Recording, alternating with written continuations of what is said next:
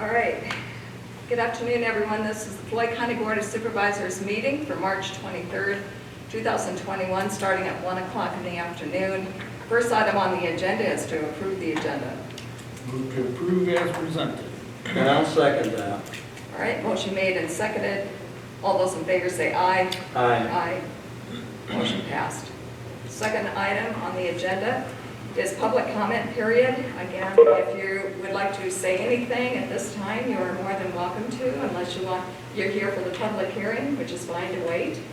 For anybody that would like to speak, we allow about 5 minutes for anybody who would like to talk, and this is your time to go ahead and address the Board of Supervisors, but it is not anything that we respond back to.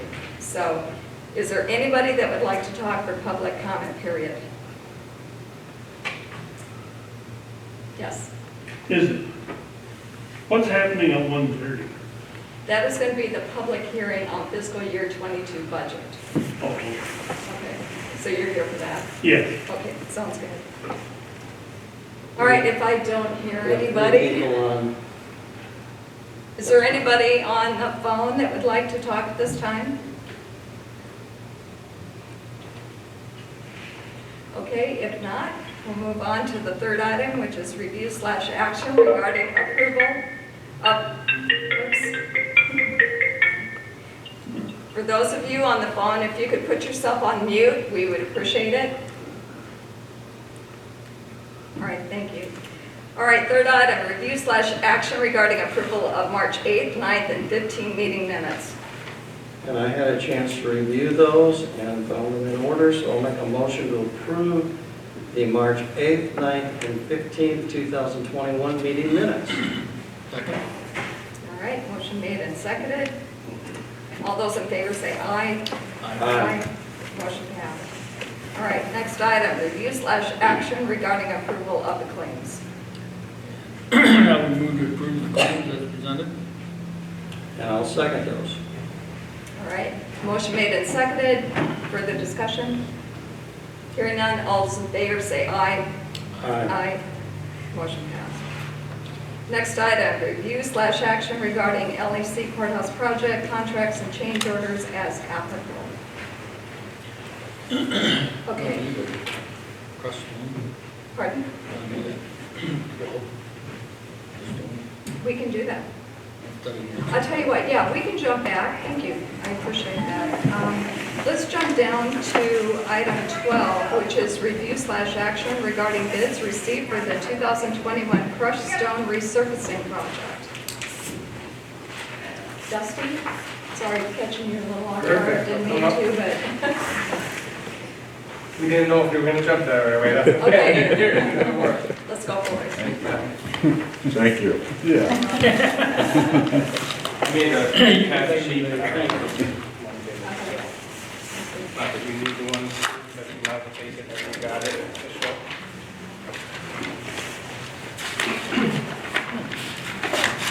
And with that, just so you guys are aware of it, I did put one out in the boardroom board down there. But these are the maps that show where the rock's going this year. So you each have one, in case anybody asks you where's rock's going this year. Sure. You want to make sure I had extra. You can have one of those. Yeah. So, far ahead, on, that first, cut this drawing. Everything looks good there. As far as that goes, it's pretty cut and dry on that. And I double checked with Amanda downstairs, she's the one who gave me this because they had just started in. And I don't believe there was any other ones in there, so.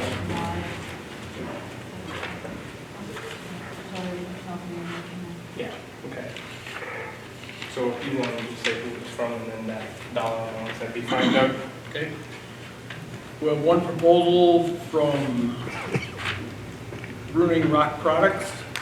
100,000 tons of limestone surfacing at $12.79.9 per ton, which equals $1,279,900.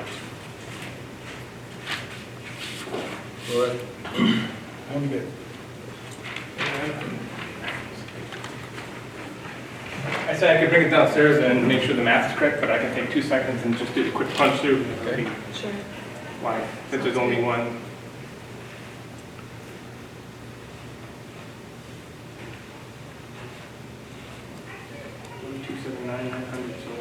So everything looks good. I think my projections were pretty close to that actually on what you guys submitted, so I would just recommending accepting that for Contract Rock this summer.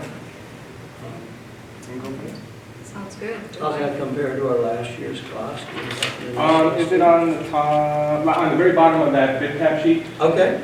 It shows Yes, that it there. does. Thank you. Mhm. All right, so with that, I'd entertain a motion. I'll make a motion that we approve the rock bid to Marine Rock Products, and for the $1,279,000, and was it $900? Correct. Second? All right, motion made and seconded. Further discussion? Hearing none, all those in favor say aye. Aye. Motion passed. Thank you. Thank you. Thank guys. you. Personally, good. We'll keep in touch and we'll move forward as the roads get better. Which they're not bad now, but Yeah, I was just gonna we don't say. need to tear them up either. Thank you. You bet, thank you. All right, why don't we jump back up and get these PCOs discussed, and again, we're going to go back to item 5. And again, we had several that we talked about yesterday, the ones that we talked about taking action on today. First one would be PCO number 50, that was in the amount of $2,868.35.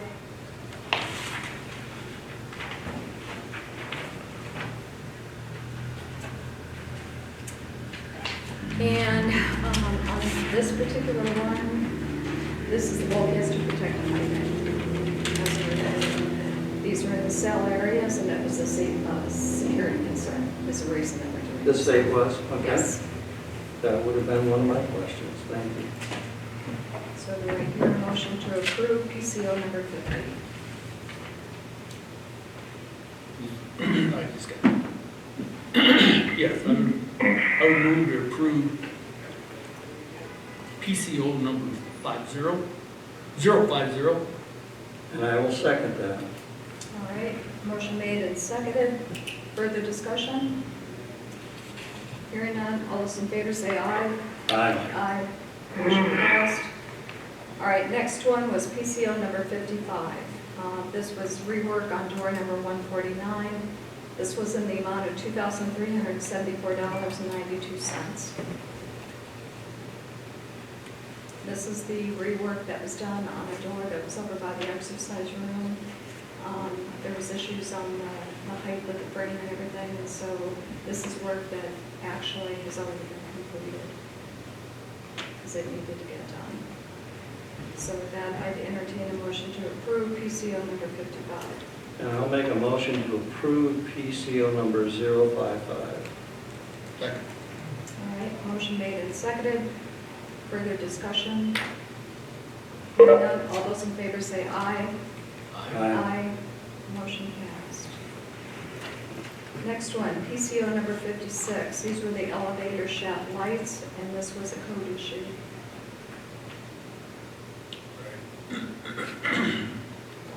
So I move to approve PCO 056. And I'll second that. All right, motion made and seconded. Further discussion? Hearing none, all those in favor say aye. Aye. Motion passed. Next one, PCO number 59. This was the window frame. This is one that went into the control room. There will be a credit coming on this one, but this is the amount that we need to go ahead and pass through. So a credit will be coming back on this one. This is in the amount of $1,535.45, 059. Yeah, I move to approve PCO 059. And I'll second that. All right, motion made and seconded. Further discussion? Hearing none. We will receive a credit based on other changes. Correct. All right. All those in favor say aye. Aye. Motion passed. Next one is PCO 062. These were door controls. This is going to be on the third floor here, where there was 2 controls that were missed, but we're going to get by with 1 without having to buy 2. Pat Shirley worked very closely with Samuels on that to make sure that there was something that we could reduce the cost. This is for $305.16. I'll make a motion to approve PCO number 062. Second. All right, motion made and seconded. Further discussion? Hearing none, all those in favor say aye. Aye. Motion passed. All right, 2 left. PCO number 63. This is one, and I think I explained it to you. We had already approved this, but there was another one came through that they voided the first one, but that one we had already approved, so they made this one, which is a little bit different in bonding amount. So what we need to do is have a motion to rescind number 061. And then we'll take action on this one to approve it. And in your motion, you should include that one, rescind the motion made on March 9th. Okay. Or 16th. Rescind the motion 61 and approve. And approve the number 063.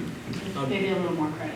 And move to rescind the motion to approve PCO 61 and on March 9th, and approve PCO 063.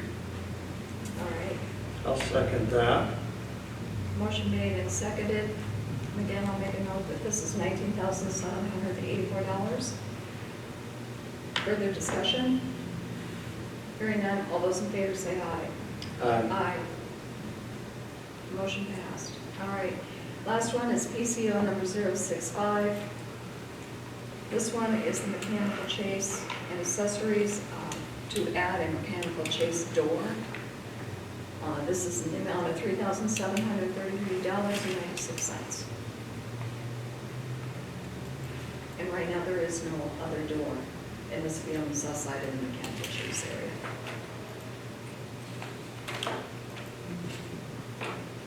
And these are ones that we're keeping track of. Yes, Yeah. we are. They were I've missed. got them all Yep. marked.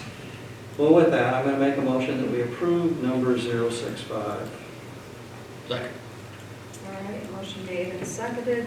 Further discussion? Hearing none, all those in favor say aye. Aye. Motion passed.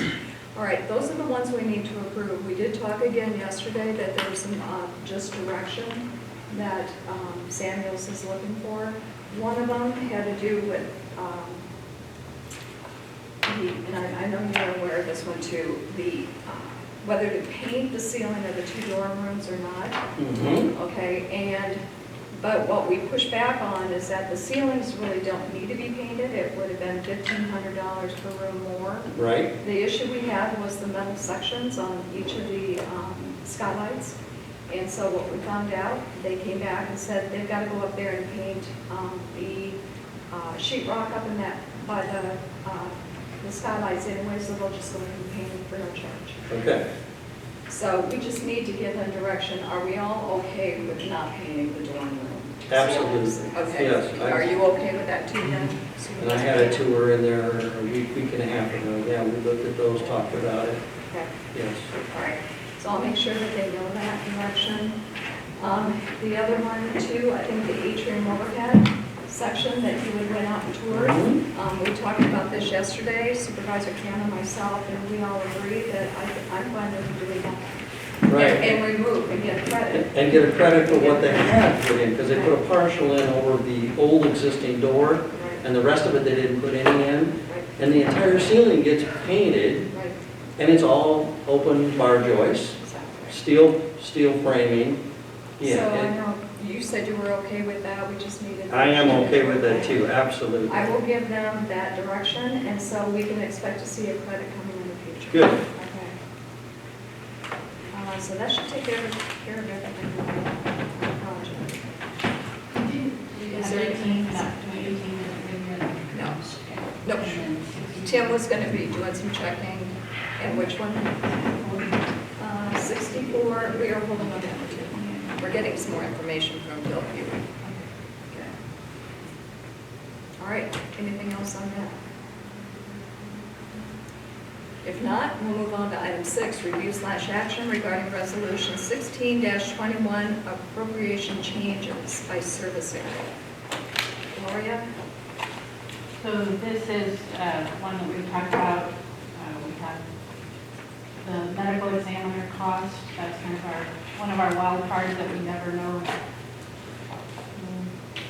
what autopsies we're going to have and medical examiner fees. And we have $30,000 budgeted, and we have now, and we're at that, we're exceeding that limit. So the code allows that you can shift money from the same service area in a different department to this one. And so the public defender budget has ample funds to do the shift. So I would recommend that you approve this resolution to do the service area appropriation changes of $5,000 from public defender to medical examiner.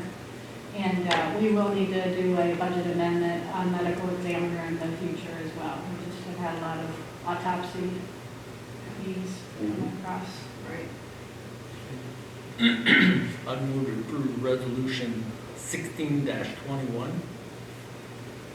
And I'll second that. All right, motion made and seconded to approve resolution 16-21. Further discussion? All those in favor say aye. Aye. Motion passed. All right, next one, review/action regarding Cedar Ridge GC liquor license. Of course. Yeah, that's how their license is listed as GC, not golf course, but it is for the golf course. Everything's come through for this one. This is an annual license renewal. Everything's good to go on that one. I'm sure they're anxious to get opened up. Well, with that, I'll make a motion that we approve the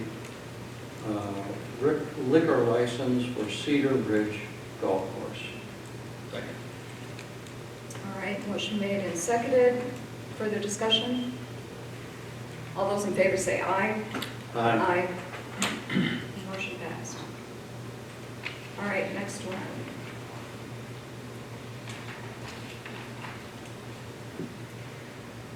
We are on to item 8, which is review/action regarding Rustic Acres LLC liquor license.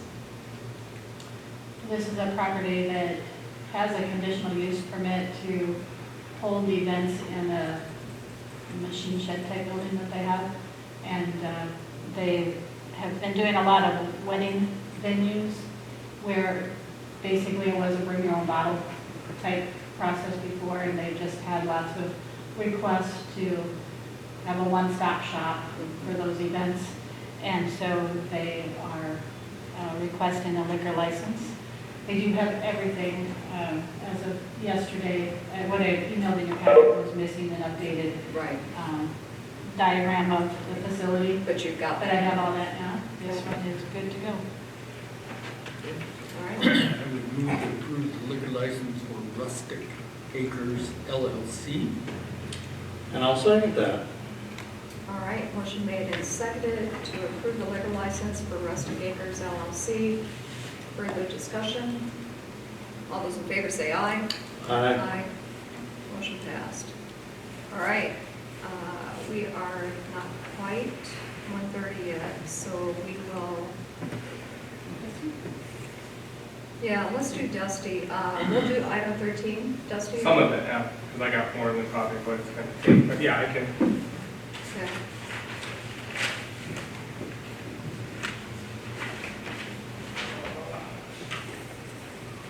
Actually, it's pretty accurate, get through most of it anyway. There's minutes in the forums last 2 weeks,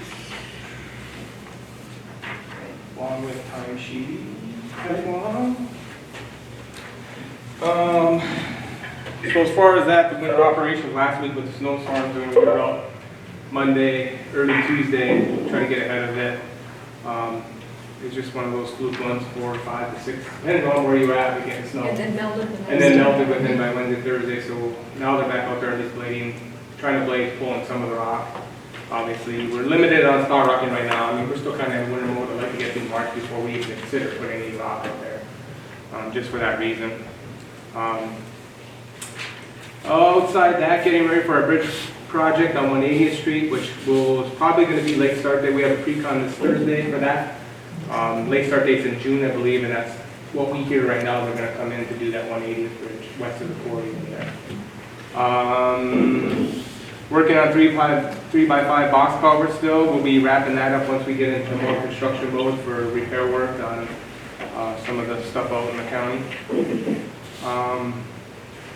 One thing is, probably in 2 weeks, we're looking at a new lowboy trailer, which we would pull with the semi. The one we've got, I'm working on numbers right now.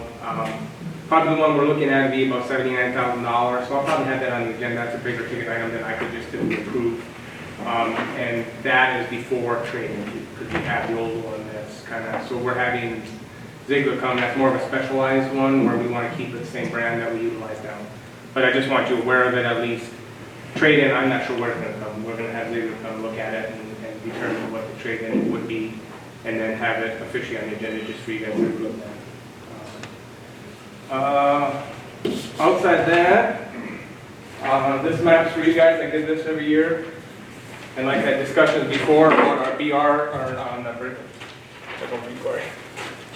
our bridge funding, I'll keep this one to you when I'm done, okay? So basically on this, if you can look at this map real quick, the blues are the projects that are scheduled throughout the 5-year program, listed as such.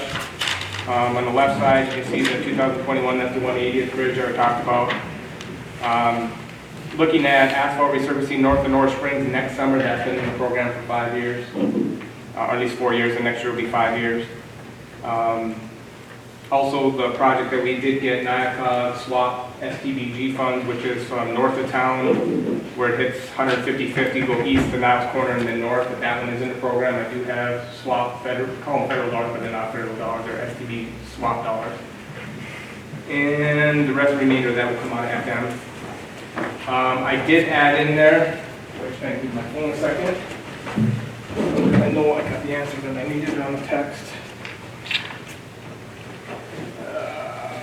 1970 Packard Avenue, west of town, that's up by the fairgrounds. Just so you guys are aware of it, you can see it on here. I did add that in the program for 2026. That was last done in 1970. So that's quite a few years. It's rattling, it's got some bad. What I'm looking at doing is if my local dollars can do something there, I'd like to do what I did last year on T26 north of Rudd, which would be a local project, mill it, go in with 1.5 to 2 inch of high pro stuff. That would eliminate it off of this 26 year if I could do it in the next 2 or 3 years, just depending where the funding's at. Right now, that needs to be in there because that's still 5 years out, and I'm trying to make that last until 26. It might be a hard thing. The green projects on there are projects that are our day labor local projects. The top ones, there's one on Jersey Avenue, north of Rudd back east. 170th Street, which is halfway between Floyd and Rudd and a mile south and back west. That one is we're going to do with local levy in here in the boardroom. And then the other one is a maintenance project, which is east of Caldwell and just south of quarter mile. So just depending on dollar amounts, that's why they'll either come day labor 300 series construction or the maintenance. That's the only difference there. We're still going to let them in all of them local. There is some other bridges in there to consider, but like I said, our bridge funding with the change in the rules that we put forward, the state put forward, instead of 6 years borrow ahead going in, I just pushed all bridges back, starting with the one that would have been let a year from now, or just under a year from now, which would be Victory. That one gets pushed back a year, and hence every other one gets pushed back a year. With the numbers I got right now, I could let a project that 4.5 year borrow ahead limit would be $500,000. And that Victory Avenue is going to cost $1.5 million. So that's why that helps us back here. We only get $320,000 a year allocated to Floyd County out of the swap bridge fund. So hence why we're kind of on hold We'll probably try to do more local, smaller projects with that bridge money, with our local That's bridge what I'm money. wondering. Okay. Yeah, but my hands are tied there, that's something that all of our hands are tied, and that does not come out of local money, that is swap dollars at the state, so. That's just an update so you can kind of see where projects are looking forward to in the next 5 years, the local projects which are in green, I just update every year, and then the paving projects which are kind of stipulated, whether it's NICOG, SDDG dollars, or FM only dollars, and I specify that. I think that's about it. One last thing would be collection site. I did get a price on that. I do have something else after the fact, but that can be after the budget hearing, okay? Okay. But as far as the collection site goes, we're looking at, this would be an added cost to add an extra container out there for cardboard only. The one compactor out there that was for cardboard for the recyclables was $28 per month.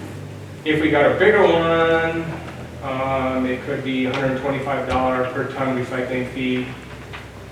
Sorry, it costs $70 per pull, so it just depends how often we do that. It seems like we're having an excess amount of cardboard coming out there.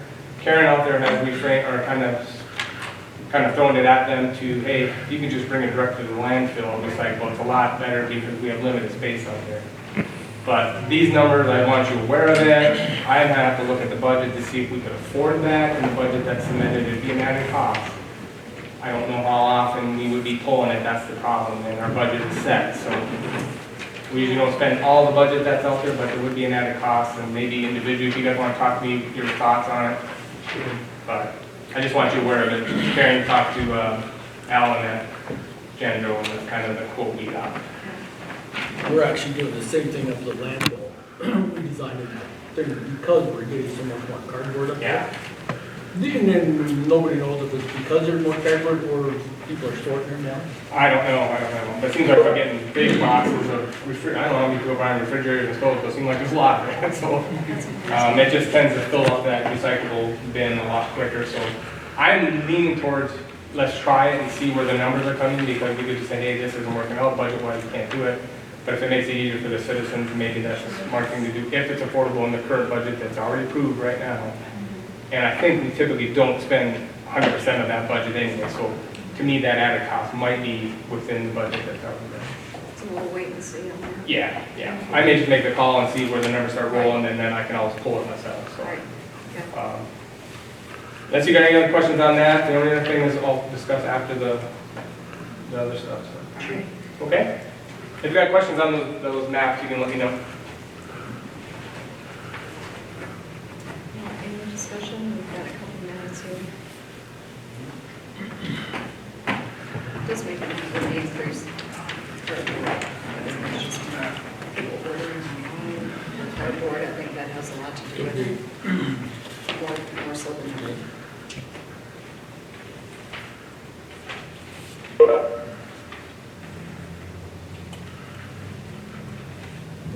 Okay, we'll just wait just a little bit here. It's almost 1:30, but I want to wait till 1:30.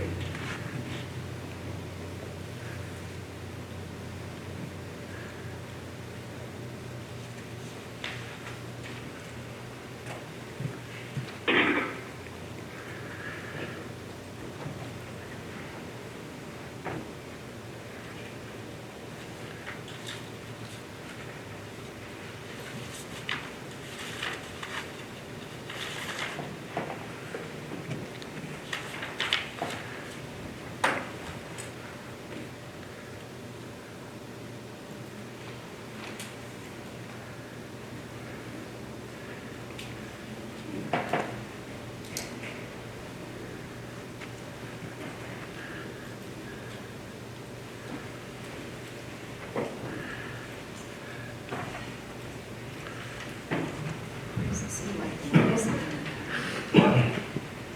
All right, I show 1:30. Okay, so with that, we're moving on to item 9, which is the 1:30 public hearing regarding the fiscal year 22 county budget. So at this point, I would like to open it up to anyone who would like to address the Board of Supervisors. At this time, if you could come forward to make sure that you're hearing and understanding everything that's being said. And when you do come in front of us, if you could say your name and then go ahead and talk to the board. So who would like to start? Okay, go ahead.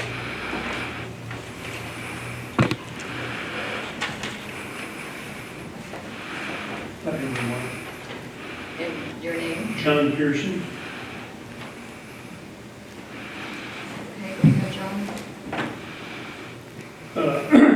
I'm John Pearson, member of the Floyd County Farm Bureau Board. I'm here today to voice our concerns about the county budget. Presently, we have approximately 1,600 members here in Floyd County. We have two main concerns. One, the Floyd County Farm Bureau is concerned about the trend of increasing property taxes over the past few years. 2 of the past 3 years, the county property taxes have increased over 10%, even when removing the debt levy for the approved law enforcement center. We are concerned that the tax increases over the past couple years will continue into the future, creating an unsustainable burden on property tax payers. Our second concern, more than 2/3 of Floyd County voters supported spending $13.5 million on the new law enforcement center. But we are concerned that the county moved forward and spent additional funds in cost overruns for the project and didn't reduce the size of the project. These are our two concerns. And at the same time, the Farm Bureau cannot ignore the good working relationship we have had with the Board of Supervisors over the years. And we would like to continue the open communications on issues that impact the property taxpayers of Floyd County. We thank you for your time and service to the county. Thank you. Thanks, John. Okay, who's next? Yes. Okay, state your name. Scott Green. I just want to make a brief statement about, heard a lot of discussion about fair share. And within the last year with Vanguard coming in and reviewing property taxes and see the state of the press from our assessment department, we want to make sure that our property owners are paying their fair share. But I've never really heard what is fair. So from where I stand here today, I can see what is not fair. And what is not fair is asking property owners to burden and take on the responsibility of covering the overage on the project when it's all of the citizens of Floyd County that will be benefiting from the facility. I also see it as not fair as we have properties in this community, and I'll be specific in this the Mid-American Energy Wind Farm. In 2008, they had a major rebuild, and I suspect it was for tax credits after 10 years of being in production. They do a repower and can get more tax advantages for property tax or for federal income tax.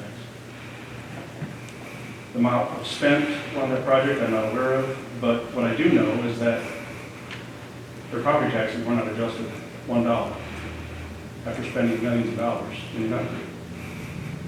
But I know if I put a deck on my house today, somebody's going to be visiting me wanting to increase my property tax. So that is what I see as unfair, and I still don't know what is fair for me for what is the rate I should pay. Nobody's ever told me what my fair share is. So I guess I know that we're in a situation where we've got to correct the situation, but I would strongly suggest that we find a way to put the burden across the entire population of Floyd County. We've got people that have purchased land recently. One is in this audience. like Frost. Since he's purchased land, he's been saddled with now drainage district fees that he wasn't planning on when he purchased it. Now there's more property tax. And I'm not concerned, the dollars are small for property. That's not the point. The point is it's in the wrong direction. So that's my concern. To answer that, with the windmills, that's a contention, we've been to, I don't know how many meetings. That comes from the state, we don't have anything to say about that tax rate for those windmills, but that was a pretty contentious thing when that happened. And it's happened not only here, but everywhere across the state. Todd Pritchard, you got to talk to about that. So it's frustrating when we have a company like Vanguard come in and assess all these properties and people seeing big increases in assessed values. And I'm not trying to single out one. It's just one data point, but I appreciate the feedback. So I wasn't aware of that. But we all know that the wind industry wouldn't exist if it weren't for tax rates. Absolutely. Thank you. Absolutely. Thank you. All right, who would like to be next?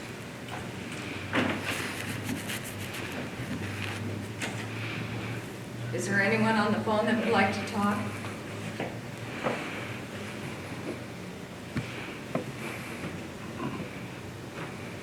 Anyone at all? I see we've got several people on the phone. Again, this is your opportunity.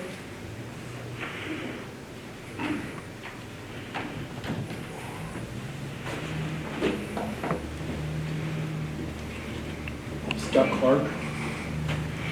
One of the questions I got was this new stimulus tax that's coming out. Isn't the county and the city both getting money from this? So not using that to lower the taxes, can't that be used to help not raise them? Because from what I understand, it's a substantial amount of money that the county's supposed to get. I was going to mention something, but go ahead, Gloria, if you want. So the county portion is $3,033,760, I believe. But the Department of Treasury has the job of determining how it can be used. And some indications are that you can't use it for certain capital projects, but you could some. So we're just waiting to see. We're waiting for the direction from the Department of Treasury on how we can use it. And absolutely, if there's anything that we can be creative and use those dollars for this, We certainly will. if we use it inappropriately, they'll claw that money back. So we just have to be careful how we use it. But Then the other thing, was there ever thought about a local options tax instead of raising property taxes again? Let everybody help pay for all this instead of just property owners? Because it's getting to the point now. I know, it was okay. Go ahead, Gloria. you do have a local option sales tax already, and 100% of that goes to roads. It brings in, what does this, over $700,000 a year? Typically it's between 600,000 and 700,000. Yeah, and that is a means of property tax relief. And so your rural service taxes can be offset by that number if the board chooses to do so. And we also do pay a portion out of the general fund that everyone pays as well. That can be. Because it just seems like the property owners right now are the ones that get punished severely. I mean, our taxes are almost as much as our house payment, which is pushing people out, especially the older people that are on fixed incomes. They can't do that. So that sign out by Sports Rock that says age-friendly community really isn't anymore, if you stop and think about it. But I would just say on the sales tax also, that will be a ballot issue in November, because it's good for 10 years. It expires in December of '22. So that is, I know 10 years ago, just, I don't remember if you were probably here then, when we. Oh, yeah. It actually did get approved the first time and we put it back out for special. Right, so, but prior to even putting it on the for the supervisors in passing what language to go on, how to use that money, there was talk of using a portion of it for economic development or, other courthouse project, could be courthouse project, that type of thing. But the supervisors at that time got a lot of feedback saying it would never pass. So they kept it at roads. They put it without the reason it died the first time is because the motion, or the ballot question was to have no sunset to it. All of the other cities have no, except for Charles City, have no sunset on their local option sales tax. So Charles City and Floyd County will be doing a ballot issue on this again to renew. And so it failed, and the feedback from that was it was because there wasn't a sunset clause on it. What about putting the renovations on the courthouse on hold for a year? Wait a year to do those. And help get some of this under control before we keep spending more and more. We have definitely looked at all those possibilities, so I don't want anybody to think that we haven't. We're at the point right now, the project is going to be, we're training next month on the new edition. And again, the new edition includes the atrium and the law enforcement center. So when we talk new edition, that'll be everything. With the plans mid-May moving in. No, not that, like the courthouse itself. with the Right, new but HVAC. when we say that gets done, there's still some impact, what do we do? Because our HVAC system is tied to what's in the Pentos right now with the law enforcement center. If we stop certain things, what happens if we don't do the window project? We've looked at that. If we don't do HVAC, we've got an old boiler system, that is possibly needing repairs, so again, those are the things that we have to weigh. What's that? It's a 25-year-old boiler that needs to be repaired. Yeah. And even last year, like on our window air conditioners, we only fixed what we absolutely had to. I mean, it was really, and so, and the HVAC, it comes back, we couldn't do windows if we don't do the HVAC, because we lose our air conditioners. So, and we've lost some anyhow because of the attachment of the new building. It does all tie together, and believe me, I've thought about what part of it do we absolutely have to do, and what part of it could we. So the other thing, when I was in business and get a quote or get a bid, and I'd done something for you guys, if it was gonna run over, I got a hold of your whoever and said, hey, this is gonna cost more, we need to adjust it. I didn't hear you guys coming to us and saying, hey, this project's running 40% or 30% over budget. And that's a big increase. I mean, 5 or 10%, but 30 or 40? I think we need more say in it than just, we're gonna raise taxes and that's it. We did have meetings on this. I just want to make sure that we didn't do this behind closed doors. We've had many meetings that were discussing when the bids actually, before they came in and after they did. So we did have their open meetings, they were publicized, so if But people where? didn't see it or hear about it, we were transparent on that. I just Okay. want to make sure that you do realize that we were Because transparent. even today's meeting, if you get on the internet, you're gonna find two different times. This, one calendar was at 9 o'clock this morning. On the other one, it was at 12:30. And that was, I- yeah. Thank you for letting me know. There is a general calendar of the courthouse, and Yeah. I haven't changed the Yeah. general calendar. The agendas are correct, though. Okay, thanks. Yeah, no, Yep. thank you for, Thank you. all right. Anybody else would like to come up in front of us?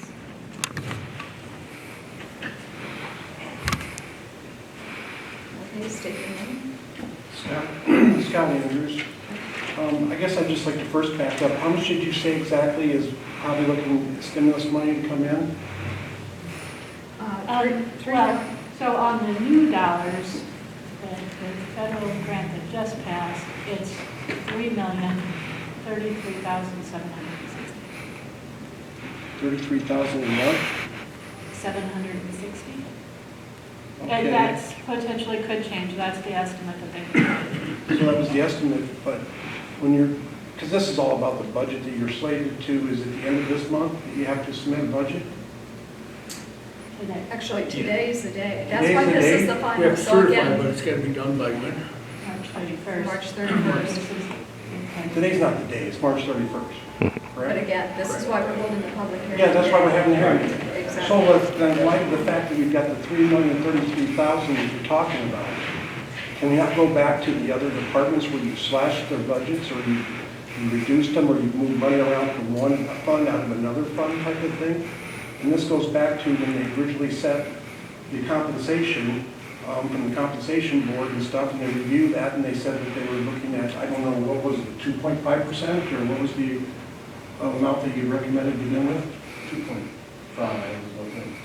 1.2.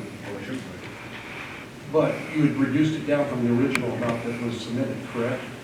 Well, I think it took about 4 motions before they came up with the one. But it got the reduced 1.5 down. is what, no, so when we start the budgeting process in January, and at that point, we usually, we haven't approved what the compensation board comes to. So for budgeting purposes, we told our department heads to go ahead and use the 2.5 just for budgeting purposes. But at that point then, throughout the budgeting process, as we looked at all of the numbers, reviewing every department, it was up to the board of supervisors to have the ability to go ahead and reduce that number if we chose to do so, which we did after a lengthy discussion. Not everybody went to a 1.5 because some are already factored in other ways by their own boards and commissions. But there are some that we went and reduced down to 1.5. But as an overall whole, besides reducing it down to 1.5, you also reduced a lot of the other budgets from the other departments and stuff like that. We evaluated a lot of the budget numbers that come in, but we do that every year. I mean, until the budget is approved, they come to us with what they feel their budget numbers, they're requesting at that point. And then at that point after that, it's up to the board of supervisors to continue to look at every single one of those budgets and determine whether or not we need to push back. In some cases, we do. You bet. Okay, so Because that is in our light of goal. the fact that we've got $3,033,760 projected to come in to the county and the city, can we not still go back before this is submitted, there's a March 31st deadline, and reassess what you're projected to do for the fiscal year 22? Right, at this point though, it has not been determined how you can use that money. But you can take monies that were reduced from out of other ones to prop up to try to, in tandem with also doing this max levy assessment, and basically all that can be rescinded. There are budgets that were submitted before, they can go back to the replenish back into the proper funding and reallocate your monies. And I'll just say, from my perspective, when I look at the budgets from each of the departments, there's still some allocations that are being requested that we as a board can push back, and we do, because in some cases, we look at the overall picture. And so from each department's perspective, that's our job to do that. Now, I'd have a tough time going and assuming, number one, we're not even sure we're going to get that money. That's still a possibility. It could be something less. We don't know yet. And/or they're very specific usually on any of these COVID funds as to how you can use them. So for us to project and even take a stab at trying to predict, well, maybe we can go ahead and do that. What I wouldn't want to do is go ahead and take a stance right at this point until we know for sure and have them come back and say, you didn't do it, you didn't spend your money the right way. And it would be a clawback. Well, I appreciate that you're saying that, because that brings me to my other point is when this whole entire project was taken on, after the issuance of the bonds and stuff, we didn't actually get firm bids until after that date. Because prior to that, it was just a projection from the architect It was firm. an estimate. It was an estimate. It was an estimate that drove the referendum. And then after you'd actually got some firmer numbers, then at that point in time, you were significantly off the mark from the original 13.5. And again, we had discussed all of this and we had a plan to go ahead and account for the $4 million. Hey, Scott, we had two estimates.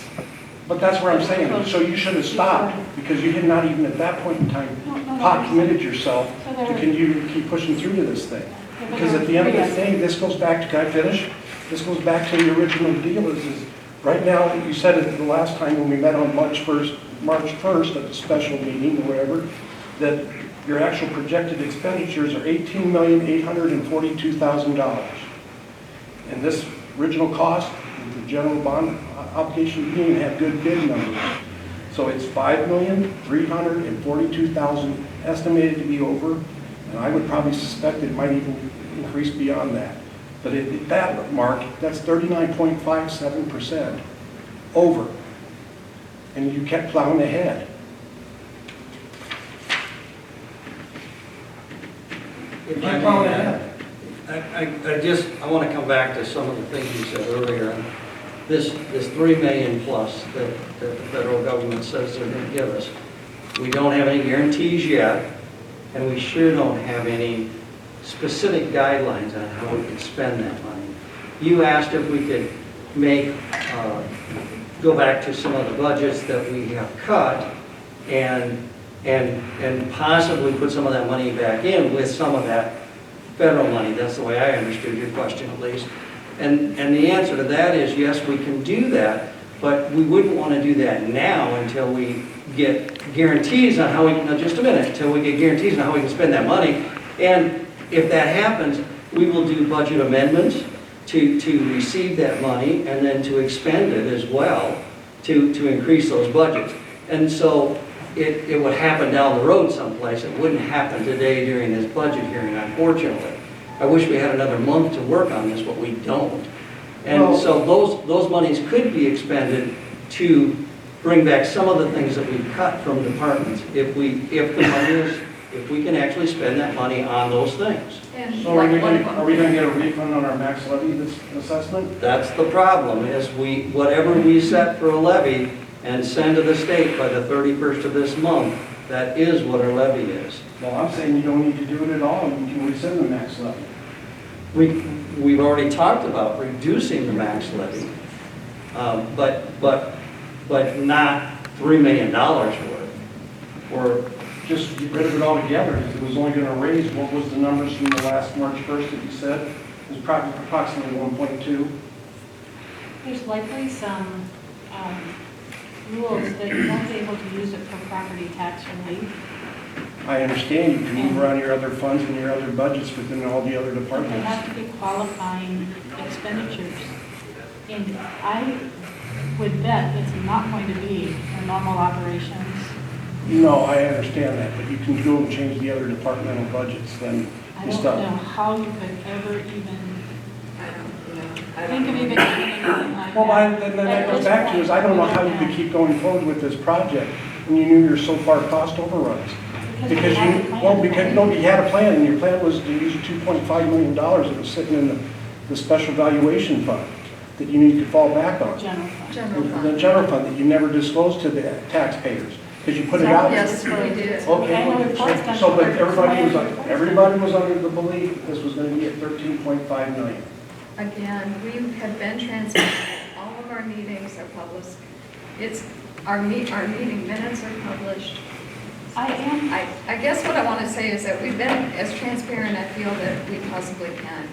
Did we go out and hold a special meeting, and I look back and say, Well, this goes back to the many month of that was those raised meetings. at March 1st of the special meeting at that time of the hearing. Was at that point in time, near the tail end of the hearing or whatever, it was brought up that if you had an employee that ran over, because you're actually our employees, correct? So we're your employer, taxpayer. You're kind of your own employer too, because you pay taxes too, property taxes too. But you're our employees, and if your employee ran over 39.57%, would they still have a job? So where's your culpability? again, we have many meetings on this, and like I said, if not everybody was there, present, or heard, but we are transparent to the citizens of Floyd County. That's appreciative, but at the end of the day, at what point in time did you stop and reassess what you were doing? Because you kept plowing ahead. Because we had a plan to go ahead and offset the $4 million. We had the plan in place. We would not have gone forward if we had not been able to come up with that amount of money. I will say, Scott, that I am hopeful that with the $3 million, we know there's going to be something for loss of revenue.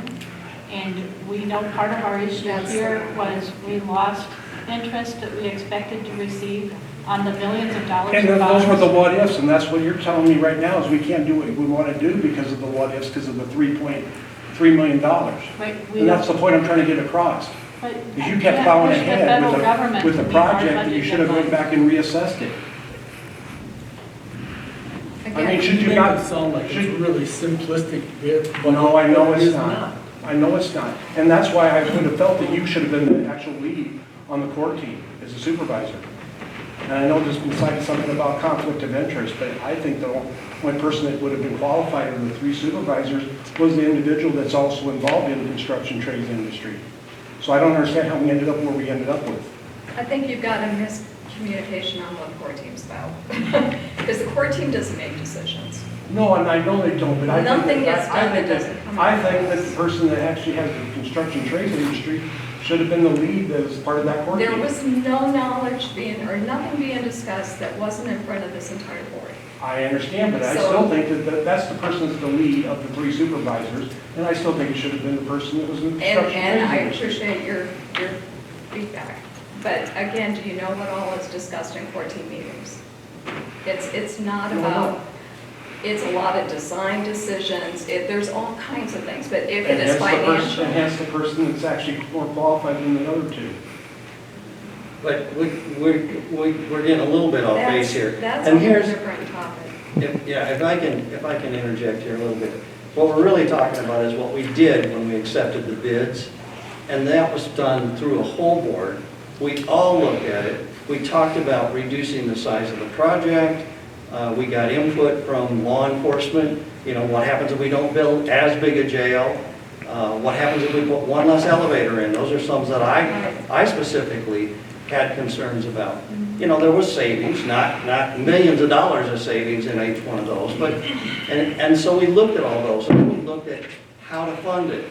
And at the time that we agreed to that contract, between Samuel's group being able to say we could reduce some cost here and there, which they did, and by using our funding and the interest rates that were available at the time, using our carryover balance, we said there's enough money here. It was tight, I will say that, and that's been some of the problems we run into, is our interest hasn't been what we thought it would be. You know, some things changed. And I want to add one other thing. You know, yes, we are elected officials. We're elected to serve for 4 years. The way we as employees are going to be dealt with by the public is when we're up for election, the public will have a choice whether they want to re-elect or not, if we run for office. And so that's how the public, you know, right now, that's the input that the public would have as far as our jobs.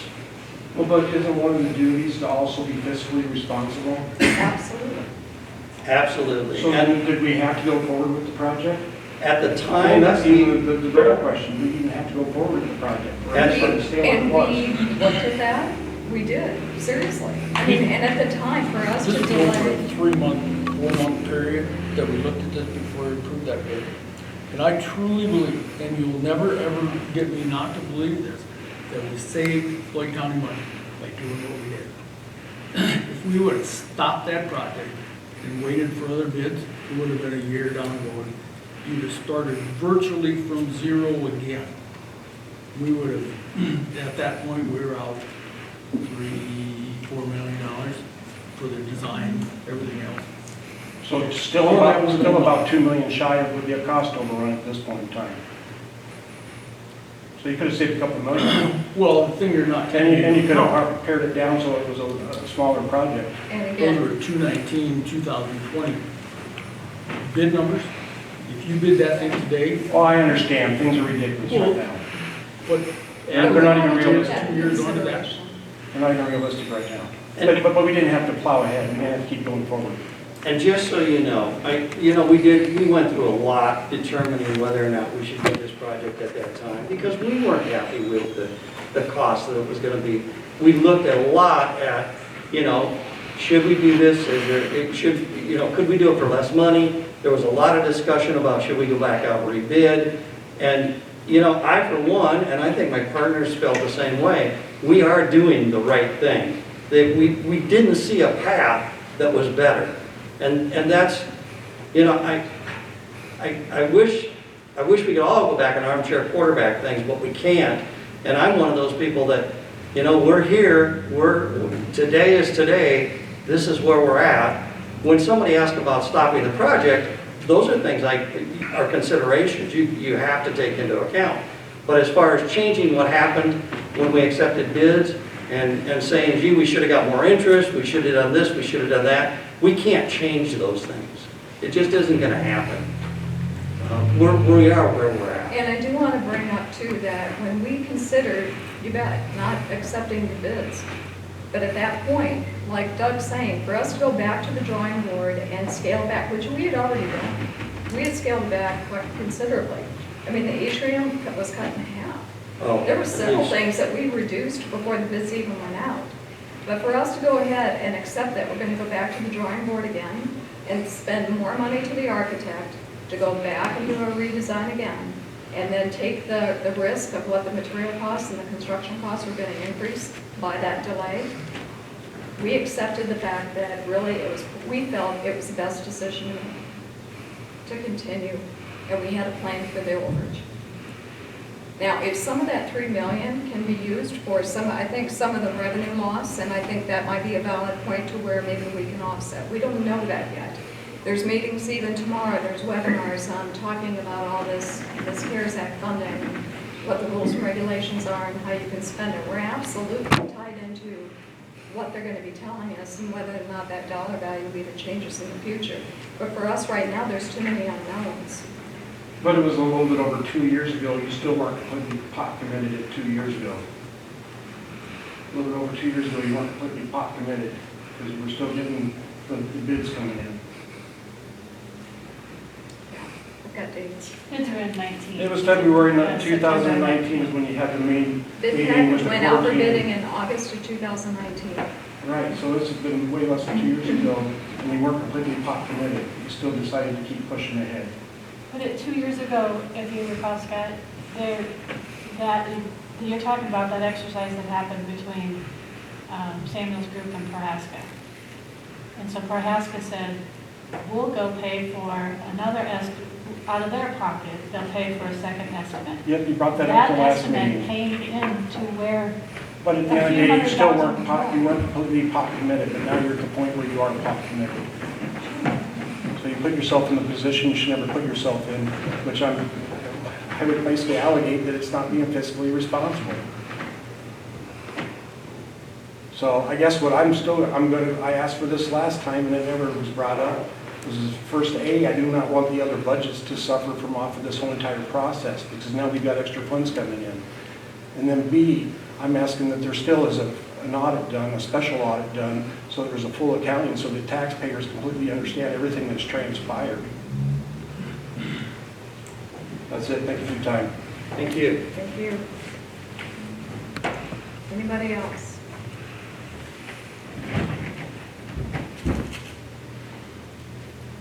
Anybody over the phone?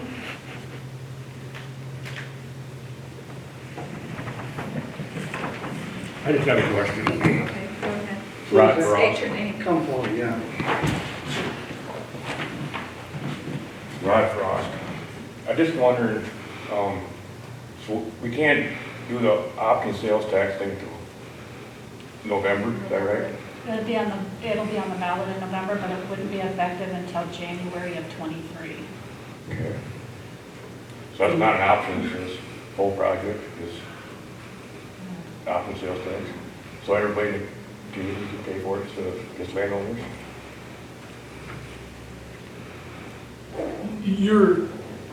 The local option sales tax, it's gonna come up for bid, or come up for election, is for roads only. So you're thinking of another local option sales tax in addition to that one, or change the, Well, just for the overrun of the project, instead of going back on the landowners.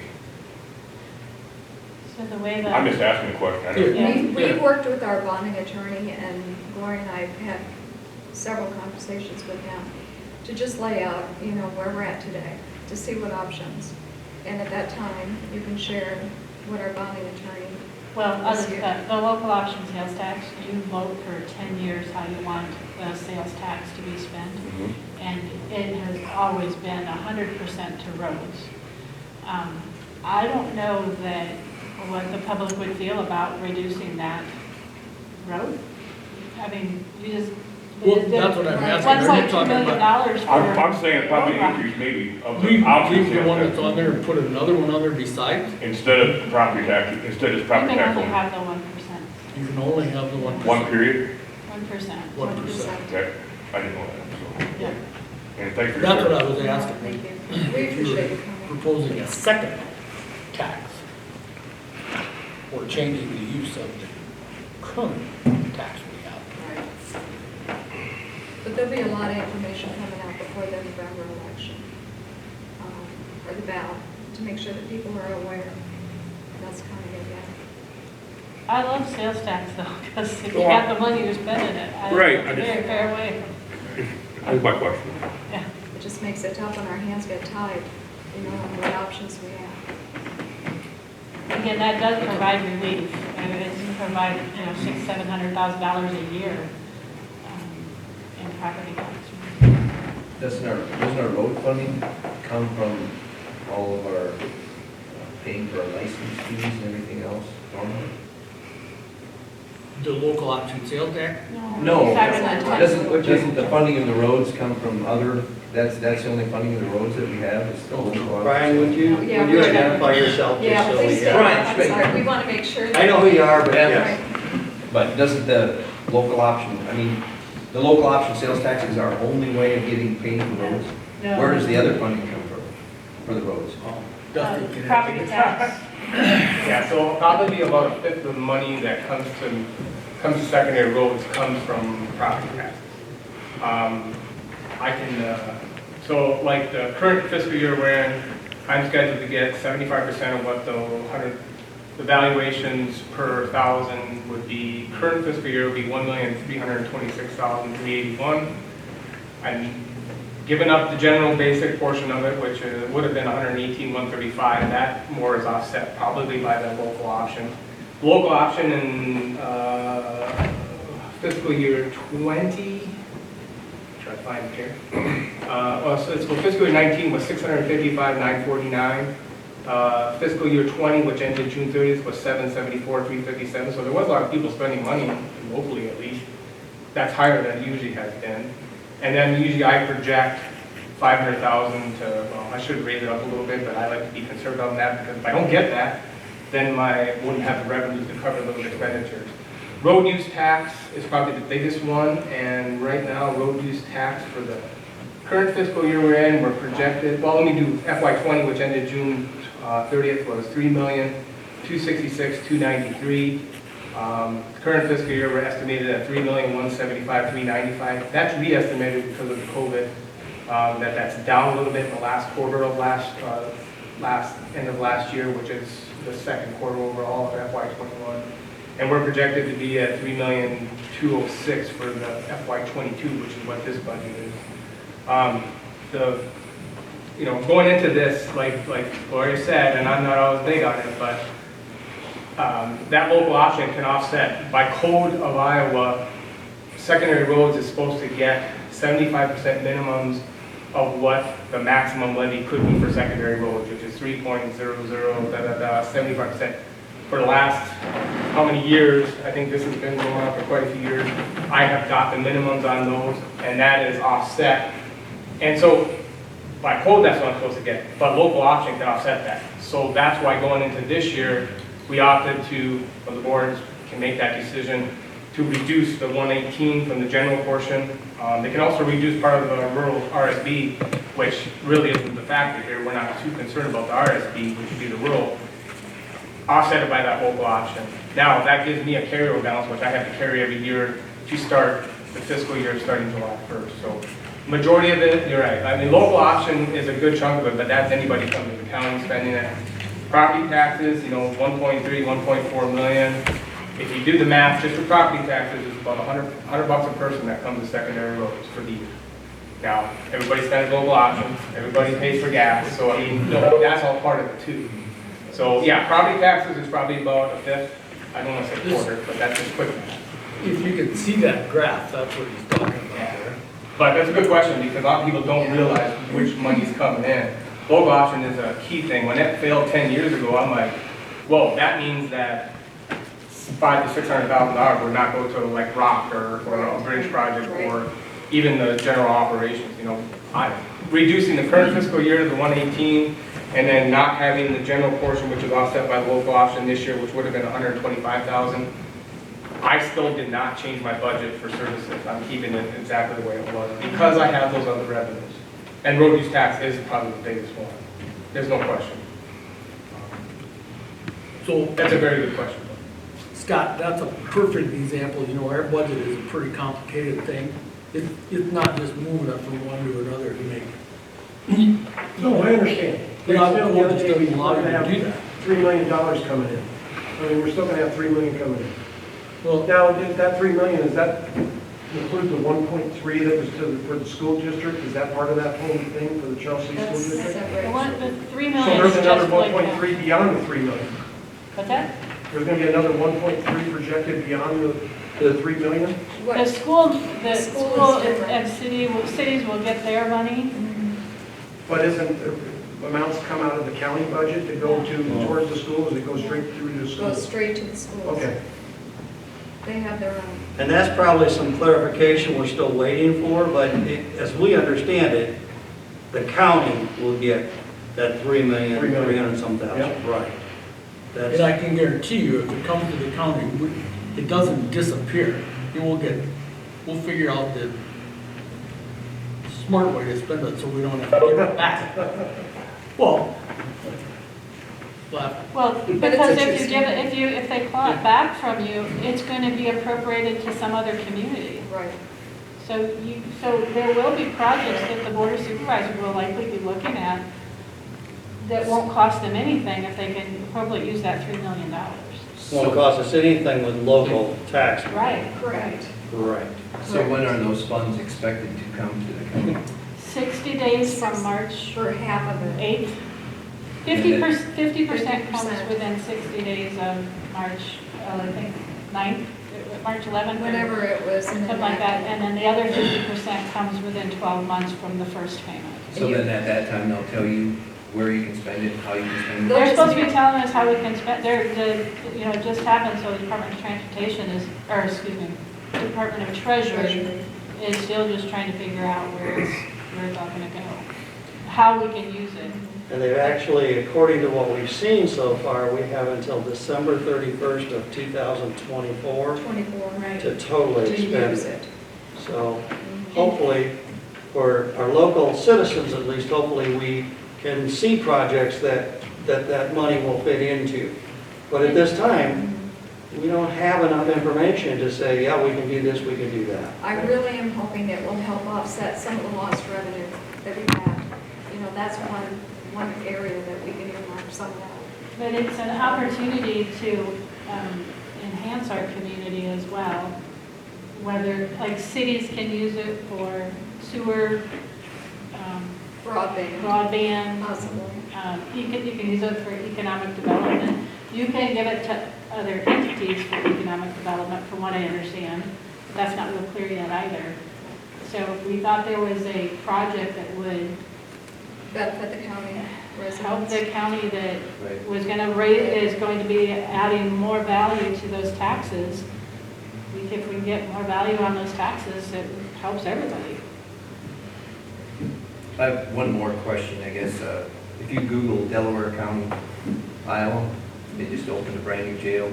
I've already talked to the auditor on that. Yeah, so I guess I raised an eyebrow, and there's 6.6 million total cost. It was around 7 million, but they went to referendum 3 times. They ended up going out of town, buying some property. It is the same number of beds as our jail, but it's still not apples and apples, because we still have our 88 restrooms that we're building. That's part of that, a new addition. The elevator system is all part of that too, which is our 88 compliant elevators. So it's still not an apples and apples. Oh, I didn't figure, but it seems like that's, Yeah. It's But I double did, but I did. what we started with. you know Yeah, what I mean? because So I wanted to find out too, you Yeah. know, because I was getting word that they had done that. It's, and ours is, houses 40 inmates. Ours would be 32 bed, just like Delaware's. As I see, theirs is 40 inmates and they have 13 They deputies. said 32, they said the same. I just looked it up on the internet. Did you? Mhm. Oh. What's the That's what they project- say, I don't know if Yeah, it's and true. when I asked, that's what they were saying. Yeah. What is the projected bed usage? 32. No, I know what Typically, you've it's got 80% capacity. full. What's the 80%. projected bed usage? A jail is considered at full capacity at 80%. But, I mean, so for 80% of 32. What's the current usage right now in the existing facilities? Well, right It's now, down right we're now having to because of COVID. send inmates to other counties because we are over capacity based on classification. So, yeah, I understand that, that's what why we were doing, going forward with this, but how many are being sent out and how many are currently housed? So what's the basic current monthly usage? I have to talk to the sheriff's department right now because it seems like it changes every week. You can go to those jail studies though and see what the pattern has been on how the 32-bed cell came up. The projections, they used two different modules, and one of them wasn't like that we needed 48 beds. Right. And another one, I think, was 27 or 20 something like something, that. so they went with the middle So range. but there's two different methods to determine how big of a facility you should have based on your history. I find it hard to believe that you're probably gonna have beyond 16 on daily capacity usage anyway. So it's basically double more than it needs to be. Again, I wish you were right. I wish you were right too. Every time I'm talking to the sheriff's department, I'm hearing quite a bit. Just 2 weeks ago, I asked Jeff Crook, when he was in for a budget thing, are you gonna be able to fill that jail? And he looked at me and he laughed and he says, within an hour, with 2 guys. There are so many warrants out there, we don't have room to hold them, and they've also released them for COVID. He guaranteed within an hour, he could fill all 32 of them. Kept there continuously then. Full usage. But to courts. A lot of what determines the use of the jail is the population you have. If you have a bunch of females, that cuts down on the room. If you have a juvenile, that cuts down. It's always the mixture of the population. And they And we also. have that information if you'd like to see it. I thought maybe that was in some of the information that you'd already given to it, but if you'd like to see I it. just wanna know how much usage is gonna be utilized. Again, those are the projections that we were getting. And those are questions we asked before we ever agreed to start the project, before we asked that time and time and time again. And I'm not a jail expert. I've gotta take some faith in what I'm told. A little bit ago, you said when you continued on with the project, you knew there was gonna be an overrun, but you had a plan to cover it. What happened to that plan? I mean, where did that plan of money go that all of a sudden we're coming up with? Well, it's still, we had sold, unless you bring me back into that, Gloria. We were fortunate to have a healthy general fund, and a lot of that money had been, how far back? From the sale of the county home? Well, 500 and some thousand of it was sale of county farm. Yep. We just had gotten a healthy fund. And then we had bond proceeds, $13.5 million in bond proceeds over 2 different bond timings that we expected to make, we had been making significant interest on, and also the interest on the $3.5 million in the general fund. Right. That's where I think so we're probably talking several $100,000 with that.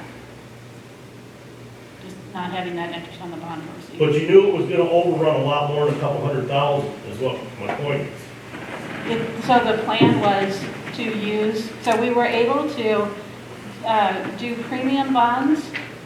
And that's where we captured over $1.8 million. Instead of the 13.5, because interest rates had gone down from when we went to bond referendum to when we actually bonded, we were able to capitalize on some of on premium bonds so that we could still not exceed the $1.08 levy that was proposed when we went to bond referendum, or when we went to the ballot. So we made nearly $2 million on that, and the rest was general fund and interest on the bond proceeds and interest on our general fund balance. Right, so where is all that money at though? Because you're still short how much, but you were counting on that before, but now all of a sudden it's gone. So basically, it's primarily interest and just some extra on those. But you just said the interest is only $200,000-300,000, that's. No, several hundred thousand. Okay, several Yeah. hundred thousand, that's not a couple million. Yeah. I'd have to get the calculations out to tell you for sure how we came up with, when they value engineered, they brought it down to $4 million. But then there's been additional cost to the project as well with some change orders. So between the cost of some additional change orders and the interest, that's primarily where our shortfall of the under $800,000 is.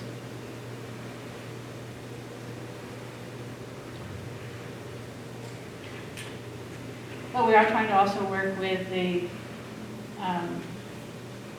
Prohaska, the architect, because they get 10% of all those increases, they get 10% on all that construction. So we're trying to work with them also to have, if they can bring that down, that would be sweeter yet. But that's going to be a process as well. It's a long process, but we're continuing to look at all those numbers every week when we meet. We're trying to keep the change orders down as much as we possibly can. There's a lot of things that we're pushing back on because if they come to us and say that they feel that this is needed, we're saying, is it required or not?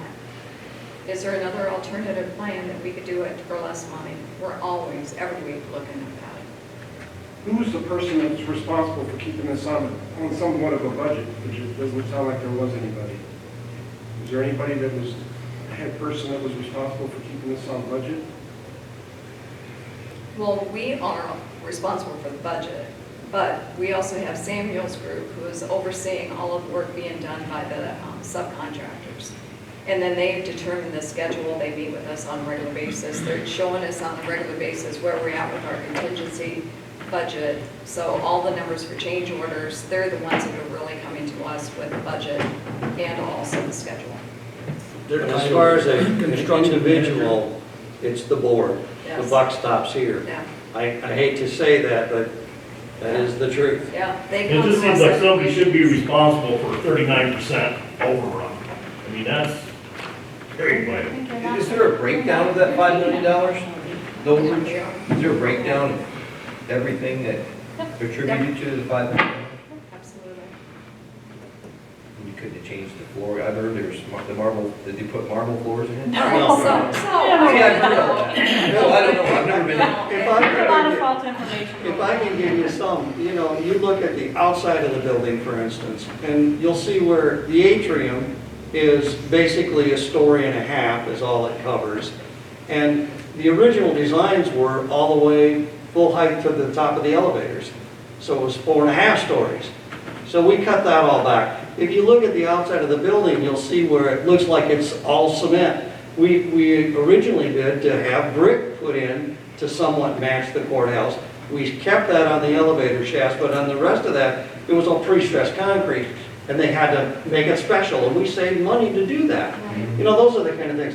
On the flooring, a lot, and I'm not gonna tell you every floor in there, but a lot of those floors, we took anything off of it and we said, just put a finish on the concrete. No carpet. That's No, right, it yeah. has to be all And so, areas. but those, unfortunately, those are all nickel and dime items, I keep saying.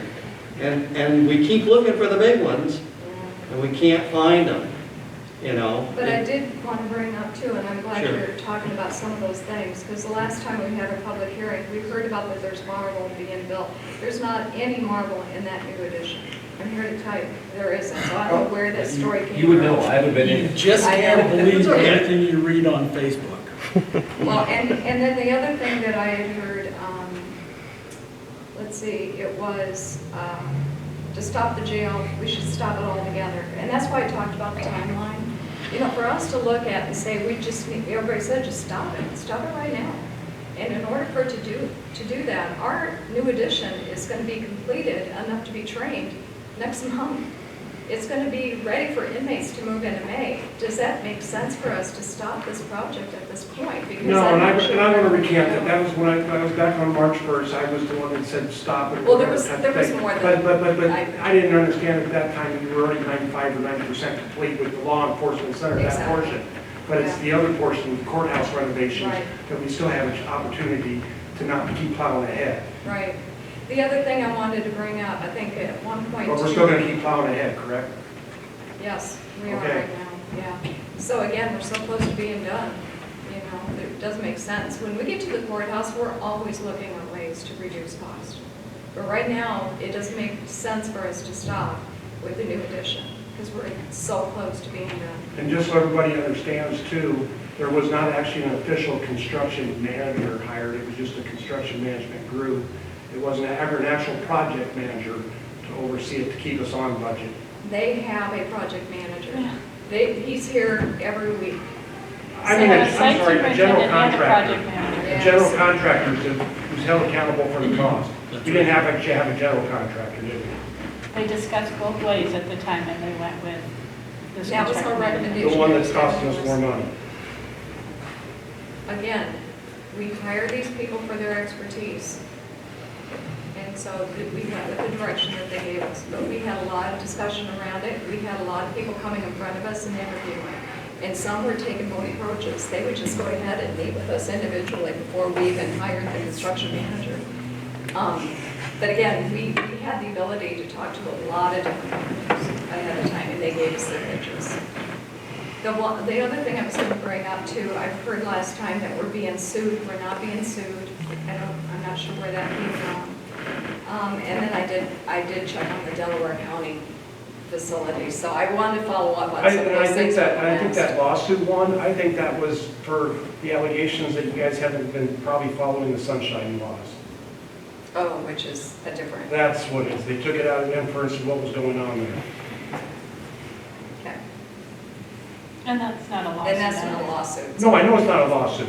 Yeah, It was just a concern that was raised okay, regarding not following the open meeting laws. all right. So again, so. But where we at with that? That was, Where we at with if you read that? the minutes from the March 9th, You don't know where we're at with that? it's waiting, if you read the minutes of the March 9th meeting. I don't want to read a minutes. I just proposal asked a has- question and want an answer. Where we at with that? That's not the agenda item That's today. not the agenda item. That's a different topic, so we can talk about Okay. that outside of this public hearing. You can visit with me later, Scott, if you'd like, I'd be glad to tell you. It's on target. Okay, any other points anybody wants to make, please? Go ahead, Scott. How did when you guys were focusing on property taxes and the raise of property taxes, how did you decide what class of property was and how much it was going to change? Because from what I understand it, all properties aren't going up the same amount. Some sectors are going up more than others, and it's not a balance across properties. So again, I want to remind you, we have nothing to do with the assessor's office, so that isn't anything that we are involved in. That's the assessor. So, but in this case, when you're looking at you're raising property taxes to cover the shortfall, you just go to the assessor and say, we need this much money, and then they do that? No. That's what he's asking is how did you apply the max levy? How do you come to the numbers that you're coming to? So the valuations were provided, Yeah. are the valuations from January of,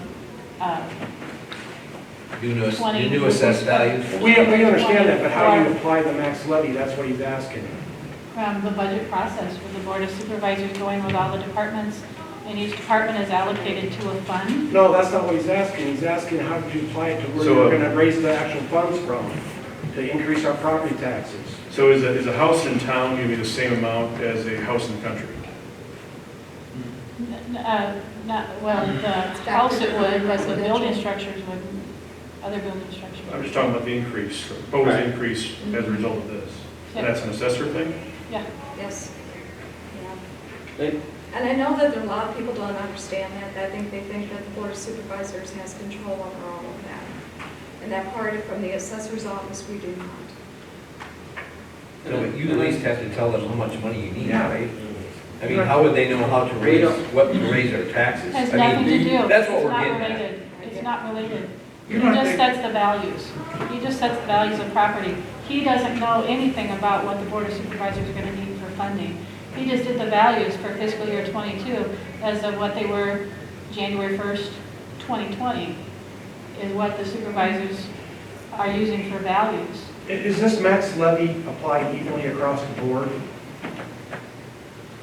So Is the max levy applied evenly across the board? for general fund, $3.50 per $1,000 of taxable value is set by Iowa code. And that goes that's countywide, whether you're in the corporate or unincorporated area, that's all countywide. The general supplemental levy is countywide. You're limited on what you can even put in there. So like elections and civil service, there's only certain things that you can put in the supplemental We already levy. know about our base property tax, I'm asking about the max levy that was just, The max levy is what I'm trying to explain That to is you. what The she's- max levy is based on the general fund, the general supplemental fund, and the rural services fund. Only these three funds. But we have other levies that they're levying as well, like debt service. That's not in max levy. Mental health. Mental health. Conservation. I think back to the original question though, is who decided, okay, we're gonna raise taxes 15%? Was that you guys or was that the assessor? Who made that call? These It's guys. us. Okay, so that's what the original question was, I It's think. us. And then is it even, is a house in town that's worth 100,000 getting taxed the same as a house out in the country that's worth 100,000? No, you have to look at the assessment of it, and what Gloria pointed out, and she was, from everything I'm learning, I've learned over 6 years, but yes, we have a general fund levy that everybody pays, countywide. We have a general supplemental that everybody pays countywide. We have a rural services that's only paid by unincorporated areas. So it's if you live outside of a community, you're not in theirs, then you pay that. The people who live in town do not pay rural services. But you gotta remember, they're paying their city Their taxes. city taxes. Believe me, their total tax rate is higher, guaranteed. But I guess my question was though, is if you have a $100,000 house in town assessed at 100,000, you have a $100,000 assessed country home, that's an acreage. Will the amount of increase as a result of this be the same? So the $100,000 house on $3.50 levy is the same. So, and how the assessors classifies that say it's a $200,000 house, the taxable value is $100,000 roughly. Right. That $3.50 is applied to that taxable value On every property in on town? every property. On every property. So the percentage increase would be the same? Yeah, other than so on the ag side, you've got different value you're using. If you're rural, you're using a rural value for your land, where on the city side, you're not using, you're using just your whole lot, land and dwelling. But in the country, if you're ag, your dwelling is at residential rate, the land is at ag rate. It's got, we do have sheets here. We try to do just some rough comparisons throughout the county to look at those variants. We've got some that we took a 40-acre parcel in Cedar Township and did an assessment on that to find out what the taxes would be. Yeah. We compared it from last year to this year. And it included ag land dwelling in the building and the site itself, the ag property. So we've got those comparisons if you'd like to see them. We I've also actually seen did it. a residential property here in Charles City. And I've seen it, and the reason it spurred the question is it didn't seem like they were increasing the same amount. Well, Well, the increase is different based on like my house, I did no improvements, but through the Vanguard process, my value increased 10,000. Yeah, but regardless of Vanguard, I'm just talking about just this. Just the increase that we are short, that you guys are going to the property tax payers to cover. So a year from now, when the impact or whatever else what we've done, is everybody, property owner, getting the same percentage? Not percentage. Because they go on a consolidated rate. or whatever the levying authority is they're in. So they're different And it school can be districts, different if different you're in town townships, versus different so. cities. You gotta really look at dollars, not percentage, Scott, because if you talk about a $100,000 house and their taxes are $1,000, let's say, just to pick a number, and if you said, okay, well, their taxes are gonna go up this much because they're paying school, they're paying city, they're paying county, they're paying whatever else. College, ag extension. Yeah, there's all sorts It's of, in the there. assessors is on there separate. But then you take a look at that $100,000 house in a county, well, first off, their taxes might not be $1,000. Let's say it's $1,000 cost, but it's county general fund, but then they have rural services instead of a city tax. So percentage-wise, it's not gonna be the same. It doesn't work out that way. But what it does is, if you said it's $100,000 value and the county is collecting this much in taxes, they would pay the same amount extra if they were in the city or in the county. The dollars would be the same amount extra. Is that correct? Well, on general funds. On general On fund. countywide. General and general supplemental. Right, Yes. right. And mental health. Everybody is taxed those. Yeah. So what is the projection of years that it's gonna take to pay for this overreach by raising our taxes? How many years is this money gonna go into that fund to pay this debt off? Do you guys know, or? Well, we'll see, it'll be a couple of years. I mean, we're looking Well, I know, at but these there's gotta be a different projection. I mean, when it's done, when it's paid off,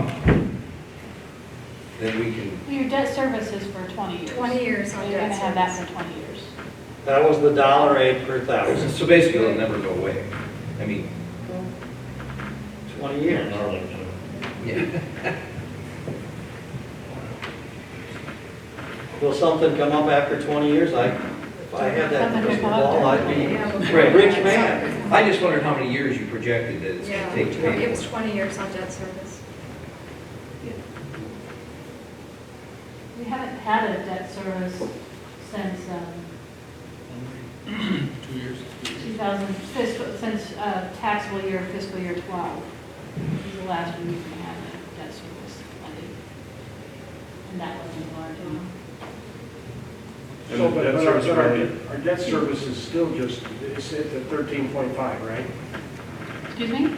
Is our debt service at 13.5? I'm talking this project. Those were the bonds. So you just taken it from the other 13.5 departments. in You've premiums, taken we it from the got, other departments and budgets and everything else in order to cover the shortfalls. we did not know, if you can look at, from what department has requested, you can look at these sheets, and there's very few, from what they requested and what was actually approved, they reduced. But there's maybe 2 departments that are going to receive less money next year compared to this year. And those are just because of employee change, recorder's office. Right. Those were decisions that we made whether or not to replace some of our positions. We may have, instead of a full-time, we went down to a part-time. Well, you have the opportunity now at this point in time, no when you're going to have this But in great some money. cases, Probably it doesn't at make least go sense back because and we did, reassess people's wages for 2.5. but again, There's we not look many- at that every year when we're looking at the departments, and it's up to us to challenge every department. I don't want you to think that the departments are going to be hurt, or that the services are going to be reduced. That is not our job. We want to continue to provide the services, but it's up to us every year to look at those budget requests and to challenge back in some cases. And in some of these departments, we found out we could either share resources without adding another person to it. Absolutely. That's our job, to go ahead and review that every year. Did you guys get a raise increase this year? No. No. We were the first ones I said no, we're increasing. State law allowed us to reduce or address our salaries separately from the other elected officials. Changed a few years ago. Used to be we had to treat all of us the same as we did the auditor, the treasurer, the county attorney, the sheriff. Same percentage. And a few years ago, they changed it and said the supervisors could address theirs separately. And we could have said, we'll take 1.5 and give them 0. I mean, that is a possibility, but we looked at it and said, no, we're gonna freeze ours at the current wage. And We- this is we not the know this first is time a that we've done problem. that either. We have done that before. Yeah. But this, we know this is a problem, and we fret over this time and time and time again. I wish somebody had the answers for us. I really do. And I appreciate the comments. It probably makes us think for the 100th time, should we shut the project down? But when somebody says it, but we just haven't seen the answer on how to do that and how to make it, how to justify what we've already spent Right. of your money, of our money, of my money. I agree with not stopping the new additions, but I think you need to take a serious look at putting the courthouse renovations on hold for a year. Until we get some of this other stuff back under control. Over and over again. We are going to look at that. We are looking at that. But then you have to, the legal thing is, that bond issue was put out there with the courthouse improvement. So if we don't do that, are we So- following the bond? If you do the renovations, are they gonna move everybody out of the courthouse? Will they do it? They're gonna have all the workers in here doing all this work while everybody's in here trying to work. I proposed that as an option with the contractors to come up with a reduction on what they could give us by having us move over to 500 North Grand. We have a plan in place. They couldn't come up with any savings to cause us to get out of here. So we are going to be, they're going to be working around us. I can't imagine that you're going to be able to effectively carry out the county duties that we have in construction projects going right over your back shoulder or what have you. It ain't going to work. I mean, you need to be moved off-site. A lot of But there's departments very- that, okay, go There's ahead. very little bricks and mortar that's gonna go on. It's basically the heating system, the cooling system, the HVAC system, So they just gonna run that on the ceiling then? Yes, for the most part. yeah, pretty much. How you going to do the windows? We've got They'll do plans them and from the outside. do it from the outside. And we have, fortunately or not, society has seen where COVID changed the way people look at things. And we have seen where people do work remotely at times. And so we're looking at some of that. We're looking at, can an office move out of their office into another space for a week? But Linda's right. We went back to the contractors and said, what if we move, Is that going to make it speedier? Is that going to save us some money? Can we justify spending money to save some money? Nobody came up with that. I mean, it was sad because I, for one, said, do we really want to have our employees in this environment during this construction? If we could justify that. But there was never any financial justification. And like I said, with COVID, we learned that sometimes maybe an office can have one employee in the office and the rest of them can work remotely. I mean, we've learned some of that. So I think it will work. And I can only have an opinion. I wish, someday somebody's going to tell me it didn't work and we're going to armchair quarterback it again. But that's the direction we're headed today. It would have cost us more at this point to move out. We didn't want to do that. Is there anybody else that would like to speak about the budget? Is there anybody on the phone that would like to speak?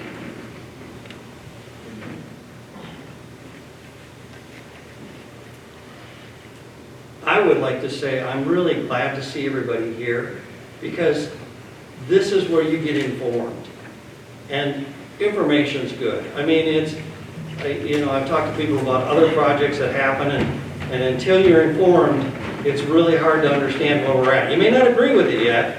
I understand that, but at least you've got more information. And we really have felt like we've done what's right for us, the taxpayer, as well as you. So, The sad part about it is you're getting informed today, but it's too late to do anything about it. if you would have been here in January, the month of January and half of February, and listened to the budget presentations and the And our days and process. days and days of scheming and figuring, and that's where it came. That's how we got to this point. It was already too late by then. Yeah. Steve Litter, I mean, basically, we overbuilt and overspent, and it's too late to turn back. That's it. You know, and if that isn't the cause, then somebody took us. Very appropriately said, Steve. Appreciate your you. comments. Roy. All right, anybody else?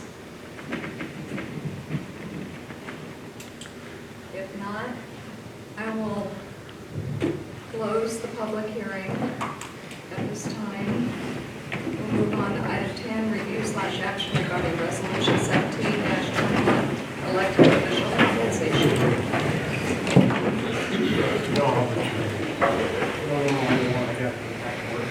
Okay, that was in our packet. Yes. Okay, adoption of the budget, officer. 17-21. Okay. So again, what we have in there is the elected officials, which is the attorney. Again, the current fiscal year 21 salary, what percentage of increase, and again, each one of them is a 1.5% increase. And then the recommended fiscal year 22 salary amounts for the attorney, auditor, recorder, treasurer, sheriff, and supervisor.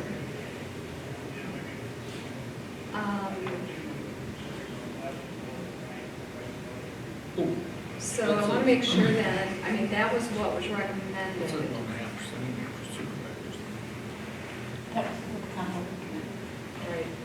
Top board's what the comp board recommended, the bottom part is what. So the bottom part then is what we're really approving. So again, fiscal year 22 salary amounts, again, the dollar figures, there's the attorney, the auditor, she did put, again, the $1,000 amount stipend that we agreed to. The recorder, what the amount would be, treasurer, sheriff, and again, the supervisor with no increase. So this is what we would be approving today. Right, and I will point out, through the budgeting process, we had talked about hiring a full-time assistant to the supervisors. And after looking at the dollars of that, and a lot of discussion with the auditor, we came up with other solutions for that. And said if she was willing to still do some of our duties, some of the things that we require that are above and beyond what her duties are, that we would be willing to pay that additional amount. Correct. So Correct. with that, I'm going to make a motion to approve Resolution 17-21, elected official salaries. All right, motion made and seconded to approve resolution 17-21. Further discussion? Hearing none, all those in favor say aye. Aye. Motion passed. Okay, next one is item 11, review/action regarding resolution 18-21, adoption of the county budget, certification of taxes for fiscal year 22. And I would move to approve resolution 18-21. And I'll second it. All right, motion made and seconded, further discussion. I guess my comment I want to make is that, as we stated here today, I agree, I appreciated everybody coming and joining us. We say it every year, I wish that there'd be more involvement in the citizens understanding the county budget. This was a tough one this year, and I think we all agree with it. We probably, and as chair this year in going through the budget process, I really felt, I appreciated more than anything else, I think that the three of us worked as well as we did, had a common interest and goal in mind, and that we were able to do, I think, a pretty good job this year, even through tough times. So I just want to make that statement. And I want to make sure that we point out, and I know a lot of them have already left, I realize that, but we did reduce from the max levy from 260 down to 255 On something. on supplemental. Yes. And so we shaved what we thought we could. All right, so with that, all those in favor say aye. Aye. Motion passed. All right, we can go back to 13. Dusty, you had some more things, I think, to cover with us. So this is, I don't have a comp board, I don't have the luxury or whatever, so this is my letter I give to you guys every year. I did give this to the Chickasaw board yesterday as far as my wages. I guess the only discussion that I had on that was at the time, you know, I balanced the budget. I did tell them that you guys emailed about getting together on a conference call. I didn't believe there's any reason for you to travel there, then to travel here. Right. So they'll work that out between Gloria. I think it's Stephanie and gonna Gloria. be That's the fine. April 12th. Okay, whatever it is, that's April cool. 12th, is that what it is? The only comments that I think I just want to make in this preface this is, you know, I did balance budget, we did give up money this current year, I did give up money next year to help out the whole process, which is fine. Even with my balance in both counties, to make the decision to only give 1.5 to my office staff and or the foreman out at the shop, when the union was getting 2.5, that was my only beef probably with this. So I don't feel it's appropriate for me to come back and say, give me a 1.5 like you did the rest of elected officials. If you're gonna look at anything, and I told this Chickasaw board here, I would prefer, the CPI right now is at like a 0.8. If you look at 1% for me, that on my salary is, well, 1.5 on my salary is way a lot more than my office staff who does most of the work for me.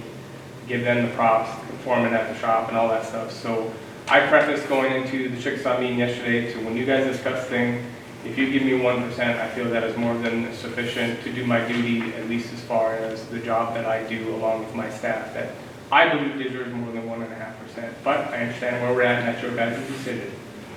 So I am looking at a request of 1% only, just for that fact. But I did also preface with the board over there that next year when I come back to the table, I may look to say, this needs to be more equivalent to me having, and this was as of January 22nd, which was my anniversary date. So the year's service, you know, I've been here 20 years, I'm the longest tenured in the state.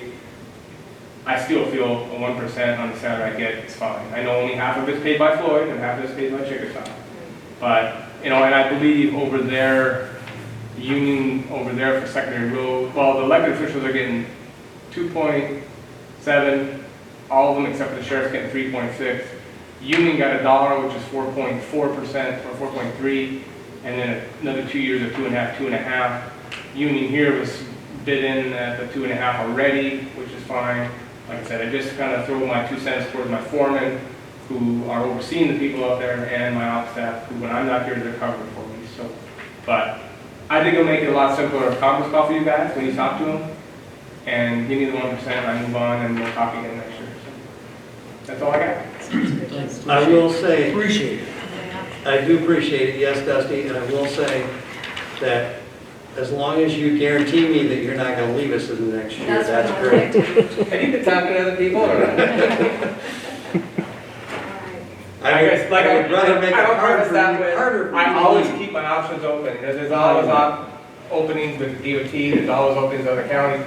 I like my job here, I like working with all the supervisors over the 20 years. Yeah, there's difference of opinions many times and different things, but I do enjoy working for Floyd County and Chickasaw County, and I hope it stays that way. I'll be 50 this year, so maybe in 15 years when I hit 65, and if I'm hoping I'm still here, go for it. But I just wanted to present that with you, and that's where we're at. Thank you. I just assume you guys give me a 1% and leave it at that. I would hate to have to go look for a new supervisor for $653. You mean an engineer? Engineer, excuse me, Not thank you. supervisor. No, but Thank you. my thinking is just Yes. be fair to my office staff and my foreman. I prefer to be a big one and move forward. Okay, so you But thank said you. that's April 12th, and then we'll be meeting with Well, I Chelsea. have to shoot an email back to her. I chat things to her and she got back with me that either the week before that or that one would work, but that she wanted to meet first thing, right at 9 o'clock, but I got to shoot an email back saying that probably 9:15 is the earliest we visit? Yeah, they start, it depends on what they're doing. But now, I would be over there in person then with them, just so you guys are aware of it. And Do you guys have she's any talking questions? virtual, sounds like they would. I didn't know. Yeah, they talked about going to the I said, video we didn't thingy like you hear, guys we do here, because over there it's not, it's just per phone call. I know, that's why I was a little surprised that they would be open to. So, Okay. but I just, and I preface that with both counties, and that's just where I feel, so. Adam. But thank you. All right, I did. appreciate all the Got work that you do, Justin. All right, next item is item 14. Make a motion to adjourn. All right, we are adjourned.